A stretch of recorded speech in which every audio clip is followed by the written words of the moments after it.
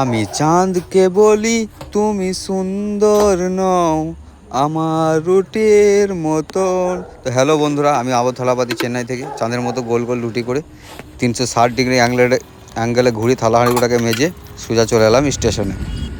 আর এখন রোজার দিন, তাই টিকিটটা আমি কেটে নিলাম, না তো শয়তানের মুখে ঘুষুবে। তারপর দেখছি টিকিট কাউন্টারে আমার নাম লিখে রেখেছে। তাদের এখান থেকে পালা নিলে এখনই বলবে আবু ভাই তোমার ভিডিও খুব ভালো লাগে। তো এখানে এসে একটা ভিডিও বানানোর চেষ্টা করলাম, কিন্তু ট্রেন চলে এলো, ট্রেনে চাপলাম, আবার আমি চলে এলাম পাট্টা বেরোলাম। তারপর ইশারা করে ট্রেনটাকে তেড়ে দিই, আমি সোজা চলে এলাম প্রভুয়ানার কাছে।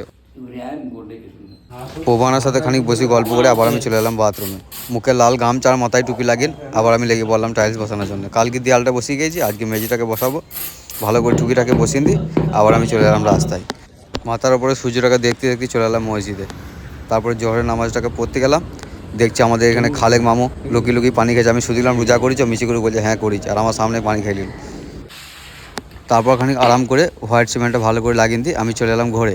তো ঘরে এসে দেখছি ম্যাডাম আঁকাআঁকি করছে, তো ওর সঙ্গে খানিক কথা বললাম, তোরা শোনো যদি কিছু বুঝতে পারো। அப்படியா?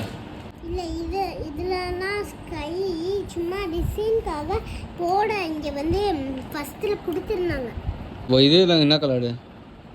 இது வந்து லைட் பிங்க், இது வந்து டார்க் பிங்க். বাবার ইংরাজি বলছে, যার মধ্যে বয়সে আমরা 5-এর ঘরে নামতে পারতাম না। তারপর ওর সঙ্গে খানিক কথা বলে আমি আবার মুখ হাতটা ধুয়ে বেরিয়ে চলে এলাম মসজিদে। আর আমি দেখলাম অনেকজন বলছে যে চেন্নাই রোজা রেখেছো, তো ওইখানে রোজার সময় কি স্পেশাল খাবার হয় কি না হয় দেখাও একটু।